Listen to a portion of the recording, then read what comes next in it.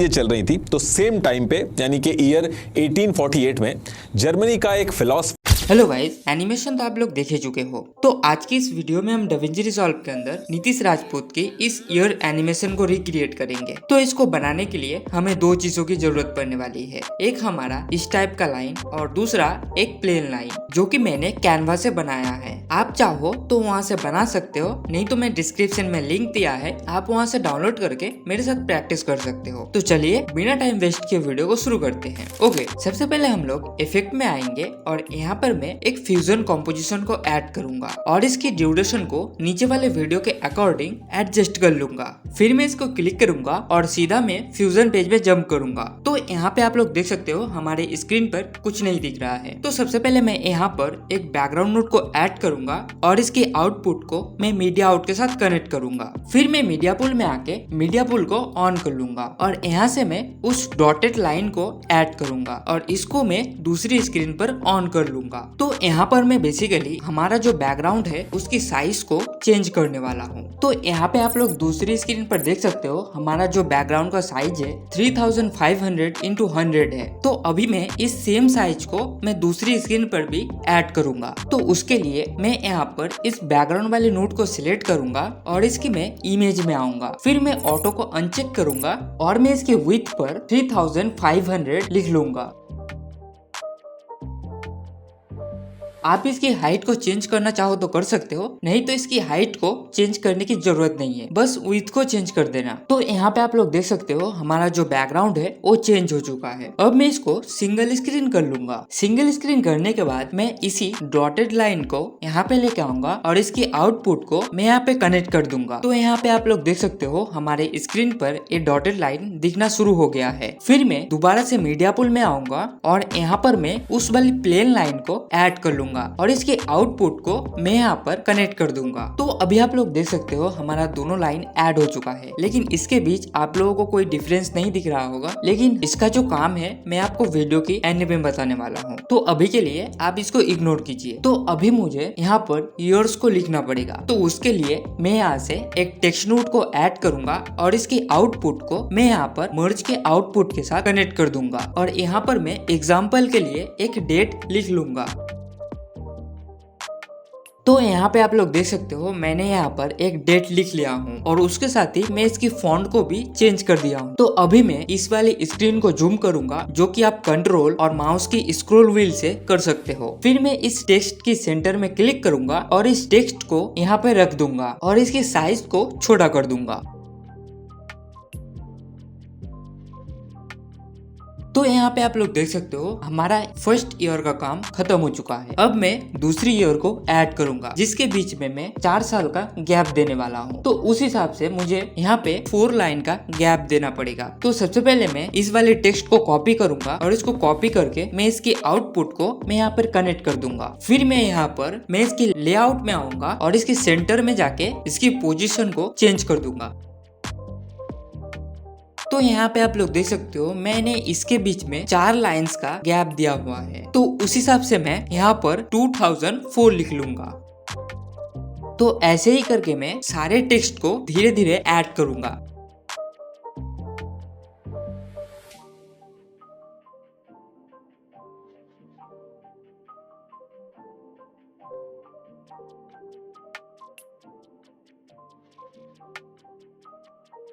तो जैसा कि आप लोग देख सकते हो मैंने यहाँ पर सारी टेक्स्ट को ऐड कर लिया हूँ। अब मुझे इस टेक्स्ट के अंदर एनिमेशन देना पड़ेगा। तो उसके लिए मैं दूसरी स्क्रीन पर नीतीश राजपूत की उस वीडियो को ऑन करूंगा। तो यहाँ पे आप लोग दूसरी स्क्रीन पर देख सकते हो हमारा जो डॉटेड लाइन है वो लगभग 50 फ्रेम पर हमारी स्क्रीन पर आ रहा है। तो मैं यहाँ पर ही इस प्ले हिट को रखकर इस वाले मर्ज को सिलेक्ट करूंगा, इसकी ब्लेंड को डाउन करके यहाँ पर मैं एक की फ्रेम दे दूंगा। फिर मैं इस प्ले हिट को कुछ फ्रेम आगे ले जाऊंगा जहाँ पे हमारा ये डॉटेड लाइन कम्प्लीटली आ चुका है और यहाँ पर आगे इसकी ब्लेंड को फुल कर दूंगा। उसके बाद हमारा जो टेक्स्ट के नीचे मर्ज है उसको सिलेक्ट करूंगा और मैं इस प्ले हिट को 30 फ्रेम में रख के ही इसकी सेंटर पे एक की फ्रेम दे दूंगा। फिर मैं इस प्ले हिट को 50 फ्रेम पे लेके आऊंगा और इसकी सेंटर में आके इसको मैं थोड़ा सा नीचे की तरफ डाउन कर दूंगा। अब इस टेक्स्ट के अंदर फेड इन एनिमेशन देने के लिए सेम तरीके से इसकी ब्लेंड पे एक की फ्रेम दूंगा और इसकी ब्लेंड को डाउन करूंगा। फिर इस प्लेट को 30 फ्रेम में ले जाऊंगा और इसकी ब्लेंड को फुल कर दूंगा। अब इन सभी की फ्रेम को स्मूथ करने के लिए मैं स्प्लाइंग में जाऊंगा और यहाँ पर मैं सारे की फ्रेम को सिलेक्ट करके यहाँ पे मैं क्यूबिक आउट को ले लूंगा।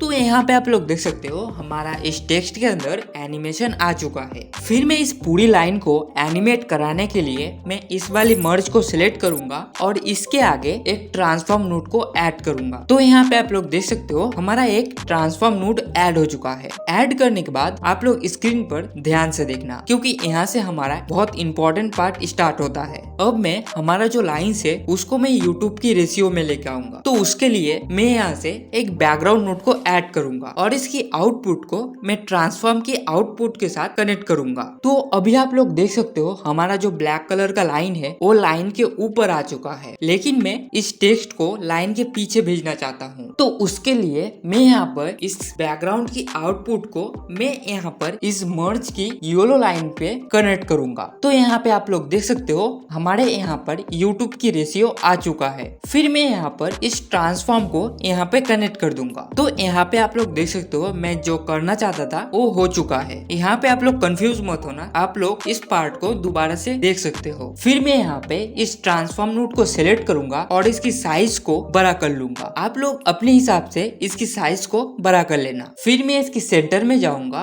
और इन ईयर्स को उसको मैं ऐसे में साइड की तरफ स्क्रॉल करके फर्स्ट ईयर में लेके आऊंगा। तो यहाँ पे आप लोग देख सकते हो 20,000 पर मैंने इस ईयर को शुरू किया था। तो आप लोग दूसरी स्क्रीन पर देखना लगभग 30 फ्रेम पर ये जो डेट है वो एनिमेट होना स्टार्ट हो रहा है। तो मैं यहाँ पर एक इस प्लेट को रखकर मैं इसके सेंटर पे एक की फ्रेम दे दूंगा। फिर मैं इस प्लेट को उस पोजीशन पे लेके जाऊंगा जहाँ पे हमारा ये एनिमेशन खत्म हो रहा है। तो यहाँ पे आप लोग देख सकते हो लगभग 70 फ्रेम पर हमारा जो एनिमेशन है वो खत्म हो रहा है। अब मैं यहाँ पर इस प्लेट को रखकर इसके सेंटर में जाके इसको मैं साइड की तरफ स्क्रॉल कर लूंगा, ठीक इस तरह से। अब इन की फ्रेम को स्मूथ करने के लिए मैं स्प्लाइंग में जाऊंगा और स्प्लाइंग में जाके मैं यहाँ पर क्लिक करूंगा। फिर मैं यहाँ पर क्लिक करके कीबोर्ड में F प्रेस कर दूंगा। तो आप लोग देख सकते हो हमारा जो की फ्रेम है वो स्मूथ हो चुका है। तो सबसे पहले मैं यहाँ पे जो गोल सर्कल सा डॉट आ रहा है उसको ऐड करने वाला हूँ। तो उसके लिए ट्रांसफॉर्म की आगे मैं इस बैकग्राउंड को ऐड करूंगा। तो यहाँ पे आप लोग देख सकते हो इस बैकग्राउंड को नीचे एक मर्ज ऐड हो चुका है। फिर मैं इस बैकग्राउंड को सिलेक्ट करूंगा और यहाँ से मैं एक एलिप्स मास्क को ऐड कर लूंगा। अब मैं इसकी हाइट में राइट क्लिक करूंगा और मैं यहाँ पर एक्सप्रेशन को ऐड करूंगा। फिर मैं इस प्लस पॉइंट पे क्लिक करके इस लाइन को इसकी विड्थ के साथ कनेक्ट कर दूंगा। तो यहाँ पे आप लोग देख सकते हो मैं यहाँ पर इसकी हाइट और विड्थ को एक साथ एडजस्ट कर पा रहा हूँ। तो मैं अभी सर्कल को प्रीव्यू स्क्रीन के अकॉर्डिंग छोटा कर लूंगा और उस वाली लाइन पे जाके रख दूंगा। तो यहाँ पे आप लोग प्रीव्यू स्क्रीन पर देख सकते हो इस सर्कल के अंदर एक इफेक्ट आ रहा है। तो उस इफेक्ट को देने के लिए मैं इस प्लेट को उस फ्रेम में लेके जाऊंगा जहाँ पे इफेक्ट आना शुरू हो रहा है। तो यहाँ पे आप लोग देख सकते हो लगभग 70 फ्रेम पर इस सर्कल के अंदर वो इफेक्ट आना शुरू हो रहा है। तो मैं यहाँ पर इस प्लेट को उस पोजिशन पर रखकर मैं इसकी विड्थ पर एक की फ्रेम दे दूंगा। फिर मैं इस प्लेट को एक फ्रेम आगे ले जाऊंगा और इसकी विड्थ को डाउन कर दूंगा। फिर मैं इस प्लेट को एक फ्रेम आगे ले जाऊंगा और इसकी विड्थ को थोड़ा सा बढ़ा दूंगा। फिर मैं एक फ्रेम आगे ले जाऊंगा और इसकी विड्थ को हल्का सा डाउन करूंगा। ऐसे ही करके 2 की फ्रेम देके 5th की फ्रेम पर इसकी विड्थ को अच्छे से एडजस्ट करके रख दूंगा। तो अभी आप लोग प्रीव्यू स्क्रीन पर देख सकते हो एक सर्कल के अंदर से एक लाइन बाहर आ रहा है। तो उस लाइन को देने के लिए इस बैकग्राउंड नोड को कॉपी करूंगा और इसकी आउटपुट को मैं यहाँ पर कनेक्ट कर दूंगा। फिर मैं यहाँ पर इस वाली बैकग्राउंड नोड को सिलेक्ट करके यहाँ से मैं पॉलीगॉन नोड को ऐड करूंगा। पॉलीगॉन नोड को ऐड करने के बाद आप लोग इस सर्कल की सेंटर पॉइंट पे एक पॉइंट ऐड करना, फिर ऊपर जाके एक और पॉइंट ऐड कर देना। आप लोग चाहो तो यहाँ से इस लाइन को एडजस्ट कर सकते हो। तो यहाँ पे आप लोग देख सकते हो मैंने इस लाइन को एडजस्ट कर लिया हूँ। अब मैं इस शो व्यू कंट्रोल्स को ऑफ कर दूंगा। फिर मैं इसकी विड्थ में आऊंगा और इसकी विड्थ को हल्का सा बढ़ा दूंगा। अब इस लाइन को एनिमेट करने के लिए मैं इस प्लेहिट को 70 फ्रेम पे लेके आऊंगा और इसकी लेंथ पर एक की फ्रेम दूंगा और इसकी लेंथ को डाउन कर दूंगा। की फ्रेम देने के बाद मैं इस प्लेहिट को 60 फ्रेम पे लेके आऊंगा और इसकी लेंथ को डाउन कर दूंगा। अब इन सारी की फ्रेम को स्मूथ करने के लिए प्राइम में आके मैं सारे की फ्रेम को स्मूथ कर लूंगा। अब मैं यहाँ पे एक टेक्स्ट ऐड करने वाला हूँ, तो उसके लिए मैं यहाँ पर एक टेक्स्ट को कॉपी करूंगा और यहाँ पर मैं पेस्ट कर लूंगा और इसके आउटपुट को मैं यहाँ पर मर्ज के आउटपुट के साथ कनेक्ट कर दूंगा। तो यहाँ पे आप लोग देख सकते हो हमारे यहाँ पर ये टेक्स्ट दिख नहीं रहा है। तो उसको देखने के लिए मैं यहाँ पर इस टेक्स्ट वाली नोट को सिलेक्ट करूंगा और इसके लेआउट में जाके इसको मैं रिसेट कर दूंगा। तो यहाँ पे आप लोग देख सकते हो हमारे यहाँ पर ये टेक्स्ट दिखना शुरू हो गया है। फिर मैं इस टेक्स्ट को इस लाइन के ऊपर जाके रख दूंगा। अब इस टेक्स्ट के पीछे रेड कलर का बैकग्राउंड देने के लिए मैं यहाँ पर इसकी शेडिंग में जाऊंगा और यहाँ पर मैं 4 पे क्लिक करूंगा और यहाँ पर मैं इसको एनेबल कर दूंगा। तो यहाँ पे आप लोग प्रीव्यू स्क्रीन पर देख सकते हो हमारा जो एक टेक्स्ट है वो नीचे से ऊपर की तरफ आ रहा है। तो इस टाइप का एनिमेशन देने के लिए मैं यहाँ पर इस वाली मर्ज को सिलेक्ट करूंगा और इसके नीचे एक रेक्टेंगल नोट को ऐड करूंगा। फिर मैं इस पोजीशन पे जाके इस टाइप का एक मास्क क्रिएट कर लूंगा। यहाँ पे आप लोग एक चीज ध्यान रखना, इस रेक्टेंगल को सिलेक्ट करके इसकी इनवर्ड और सॉलिड को दोनों को चेक करके रखना। फिर मैं यहाँ पे इस मर्ज को सिलेक्ट करूंगा और प्रीव्यू स्क्रीन के अकॉर्डिंग मैं इस प्लेहिट को उस पोजीशन पे लेके जाऊंगा जहां से ये टेक्स्ट हमारी स्क्रीन पर आ रहा है। तो यहाँ पे आप लोग देख सकते हो लगभग 70 फ्रेम पर ये एनिमेशन शुरू हो रहा है। तो मैं यहाँ पर एक की फ्रेम दूंगा और इस टेक्स्ट को मैं नीचे की तरफ डाउन करूंगा। फिर मैं इस प्लेहिट को 80 फ्रेम में ले जाके इस टेक्स्ट को ऊपर की तरफ अप कर दूंगा। अब इन की फ्रेम को स्मूथ करने के लिए मैं स्प्लाइन में जाऊंगा और स्प्लाइन में जाके मैं इसको स्मूथ कर लूंगा। तो यहाँ पे आप लोग देख सकते हो हमारा जो टेक्स्ट एनिमेशन है वो कंप्लीट हो चुका है। अब मैं इस फर्स्ट लाइन एनिमेशन को क्रिएट करने वाला हूँ। तो उसके लिए मैं यहाँ पर इस वाली मर्ज को सिलेक्ट करूंगा और इसके नीचे एक रेक्टेंगल नोट को ऐड करूंगा। ऐड करने के बाद मैं इसके सेंटर में जाके इसको मैं इस साइड कर दूंगा और इस प्लेहिट को फर्स्ट फ्रेम में लेके जाके यहाँ पर मैं इसके सेंटर में जाके एक की फ्रेम दे दूंगा। फिर मैं इस प्लेहिट को 25 फ्रेम आगे लेके आऊंगा और इस रेक्टेंगल को साइड की तरफ खींच लूंगा।